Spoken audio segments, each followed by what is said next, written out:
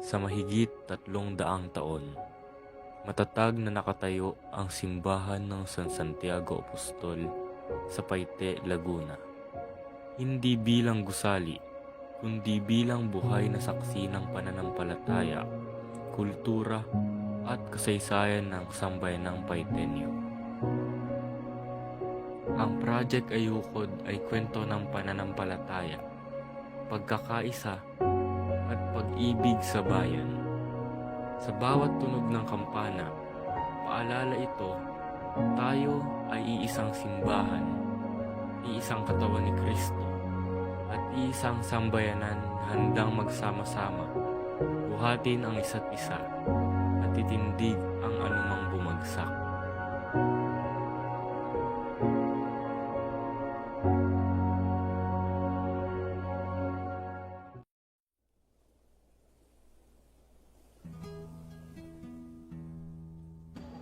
Ang bayan ng Paete ay isa sa mga lumang bayan sa lalawigan ng Laguna. Itinatag taong 1580. Ang simbahang bato na nakikita ng lahat ngayon ay naitayo at natapos noong 1717.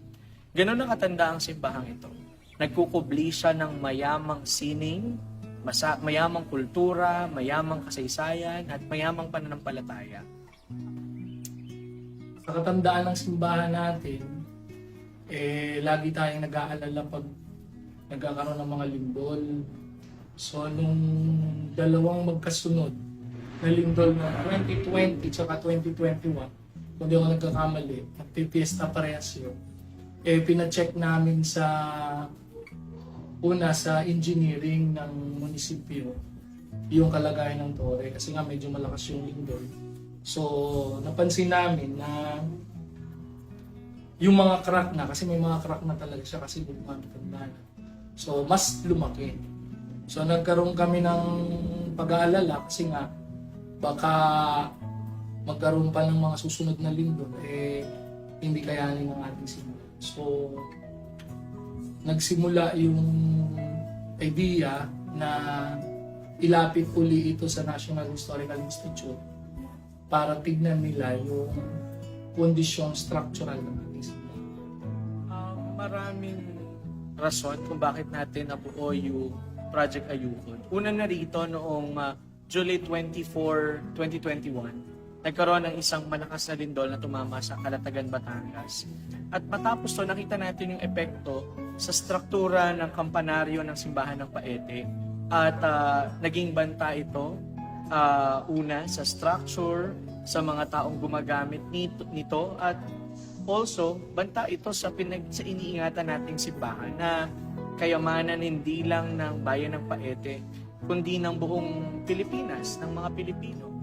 So dahil tayo, hindi naman tayo mananatili lang na wala tayong gagawin. So sa pamamagitan ng ating Pura Paroko, Father Rex, at ng Paris Finance, at ng Paris Pastoral Council ng mga panahon na yon, ay inilunsad yung inisyatibo na magkaroon ng proyekto na tatawagin nga itong Project Ayukod dahil kung wala tayong makukuhang pinansyal galing sa National Historical Institute sa gobyerno, bagaman tayo ay idiniklara na National Heritage Site or Historical Site na dapat ay sinusuportahan at tinutulungan ng pamahalaan. Pero dahil sa panahon yun na may pandemya at ang Pangulong Duterte inilipat lahat ng pondo para sa kalusugan tulad ng pandemya, wala talagang pagkukunan ng pondo ang pamahalaan. Kaya ang mga taga-Paite sa pamumuno ng ating Pura Paroko, ng Paris Pastoral Council at na rin ang Paris Finance Council ng panahon ngayon ay nagdesisyon na magkaroon ng inisyatibo na bakit hindi tayong mga taga-Paite ang magtulong-tulong para masimulan na manghilap ng pondo para maayos ang pondo. Ang kahalagahan ng Project Ayukod sa bayan ng Paite ay upang mabuksan natin ang kamalayan ng mga tao na napakayaman pala ng ating kasaysayan. Una na nga ang ating simbahan. Ako bilang isang senior citizen, gusto kong ibahagi sa mga kabataan ang kayamanan ng ating kasaysayan. At ito ay unang-una nating makikita sa mahigit 400 taong simbahan natin. Kung pababayaan natin na masira ang mahalagang bahagi ng ating simbahan, walang magandang kasaysayan na maaaring matunghayan ang ating susunod na henerasyon. Kaya maganda na pagsikapan natin na ito ay maipagkaloob natin sa mga susunod na henerasyon na mayaman pa rin sa kagandahan.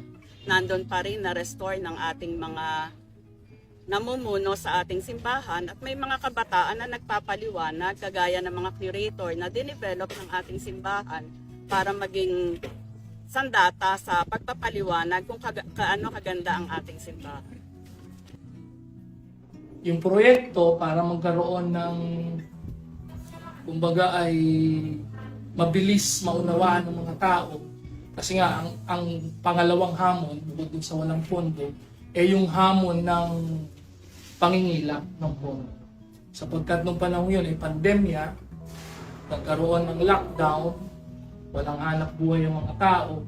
So sabi namin ay mahirap makalikom ng pondo kasi nga walang trabaho ang tao at mayroong kinakaharap na pandemya. So dahil sa ating pagdarasal at paghingi ng gabay sa Banal na Espiritu Santo at ng ating ura paroko, sinabi niya na maaari tayong magsimula kahit may pandemya at ipaliwanag ito sa tao na ito talaga ay dapat pagtulong-tulungan ng mga tagapayte. So nabuo yung pangalan na Ayukod kasi una pinag-uusapan anong itatawag natin sa proyektong ito. So, naisip natin na dahil ang mga taga-Paite talaga ay mahilig sa prosesyon, nandun ang puso ng mga taga-Paite, tinignan natin yung sistema ng prosesyon kung saan ang lahat ay nakikibahagi, matanda hanggang pinakabata, nakikibahagi sa prosesyon at umaambag sa debosyon. Alam naman natin sa Paite, pag sinabi mong prosesyon, ang lahat ay nakikiisa. So naisip natin na makukuha natin ang pakikiisa ng lahat kung magkakaroon tayo ng iisang interes at hangarin. So nakita natin nung unang panahon sa pagpuprosesyon, ang mga bata ay nakikiisa rin at tumutulong sa kanilang maliit na paraan na kung tawagin mong araw ay pag-aayuko. Ang Ayukod ay isang matandang salita at pamamaraan ng mga taga-Paete na nagsisilbing suporta sa mga andas na binubuhat ng mga deboto. At ang misyon o ang mensahe nito sa mga Paeteño ay maging ayukod tayo ng pananampalataya, ng kultura, ng tradisyon at ng sining. Ibig sabihin maging katuwang tayo sa pagtataguyod, pag-iingat nito dahil ito na yung nagsisilbing imahen. Pag sinabing Paete, pag sinabi nating simbahan ng Paete, ang kakabit na nito ay yung mayaman nitong kultura, pananampalataya at tradisyon. At mayaman ang simbahan ng Paete dahil ang mga nakatira dito, ang mga Paeteño ay nagmamahal sa kung ano ang nabuo nitong pananampalataya, kultura at sining. So napakaganda ng kahulugan ng Ayukod at nung pinag-aralan natin yung totoong kahulugan ng salitang Ayukod sa Filipino, ito ay kasi yung Ayukod talaga, yung ginagawa natin sa prosesyon ay tukod, pagtutukod. Pero bakit ginamit ng matatanda yung salitang Ayukod, hindi yung tukod? Kasi ang Ayukod ay hindi naman talaga tungkol sa tukod. Ang Ayukod, kung i-research natin, ang kahulugan ay pagyuko, paglupot. So napakaganda nung Ayukod sapagkat ito ay sa maliliit na paraan ng mga bata at ng kahit sinong deboto, yung kanilang pagpapakumbaba, pagyuko at pagluhod ay nagbibigay sila ng papuri sa Diyos. Kaya yung pag-aayukod ay napakagandang tradisyon at nakita natin ito dito sa proyektong ito na hindi natin tinignan yung sino yung makapagbibigay ng malaking tulong katulad sa prosesyon na nagbibigay, nagpapabigay ng magandang damit, nagpapahanda, nakakalimutan nating pasalamatan yung maliliit na bata na nag-aayukod. Sa patuloy na pagsulong ng proyektong ito, naglunsad ang parokya ng iba't ibang mga fundraising projects na makakatulong sa pag-ipon ng pondo para sa layuning pagsasaayos ng kampanaryo. Kabilang rito ang alay parol para sa kampanaryo.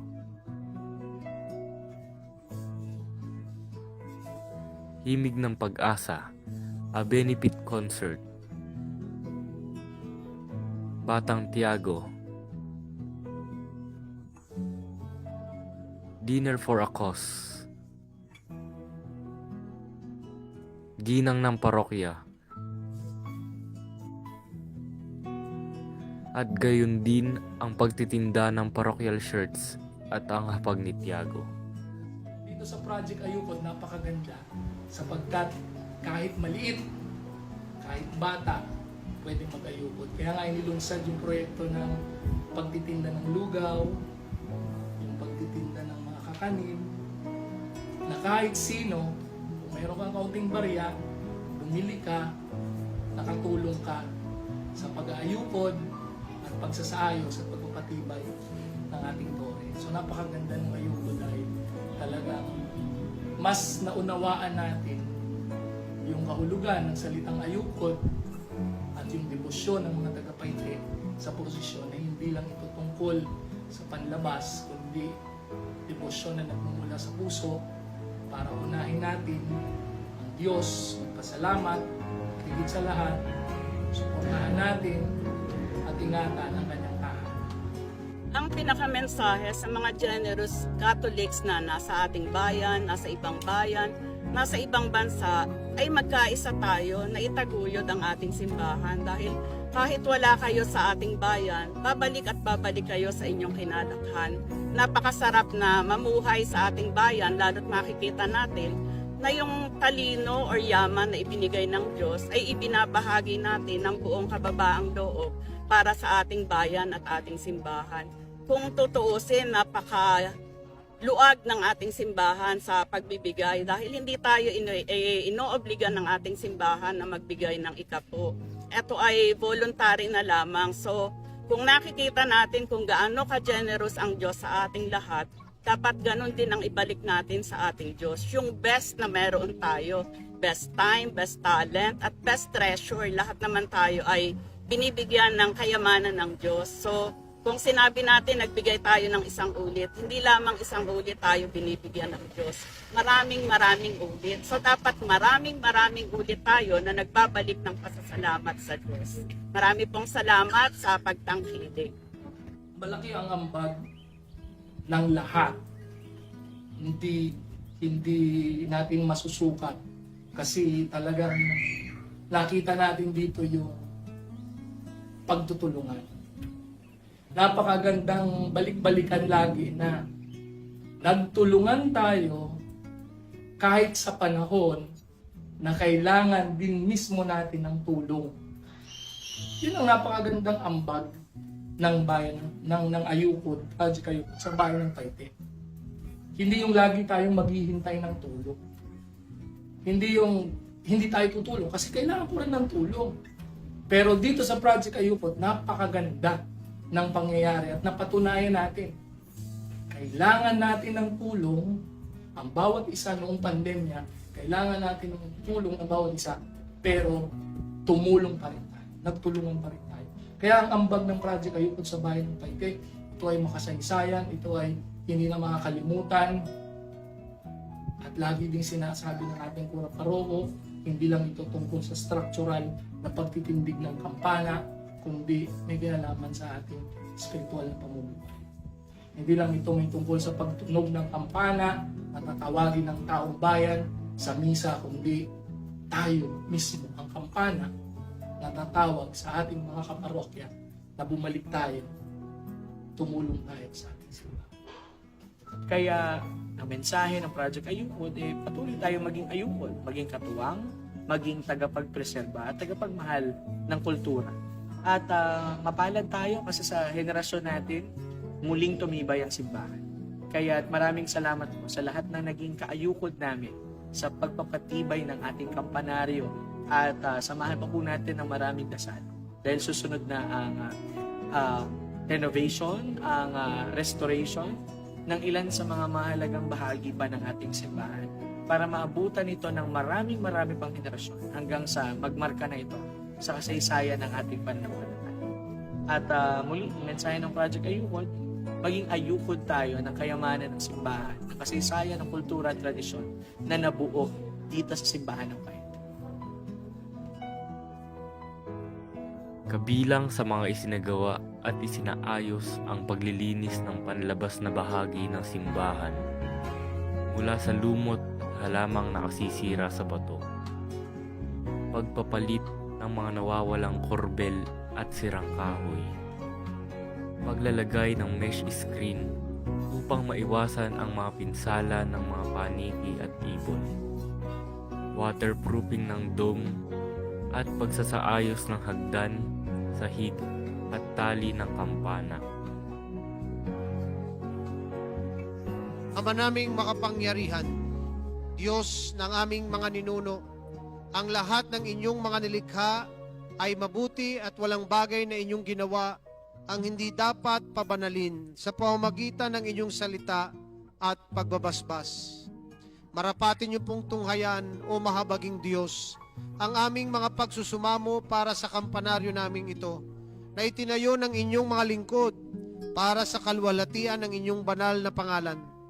Sa pamamagitan ng inyong makalangit na pagbabasbas sa aming inyong mga lingkod na hindi karapat-dapat, basbasan niyo po at inyong pabanalin ang kampanaryo namin at gawing karapat-dapat sa paglilingkod sa inyo para sa inyong kalwalhatian at para sa kapatawaran ng aming mga kasalanan upang marapat kaming makabahagi sa inyong kalwalhatian. Hinihiling namin ito sa pamamagitan ni Jesucristo kasama ng Espiritu Santo magpasawalang hanggan.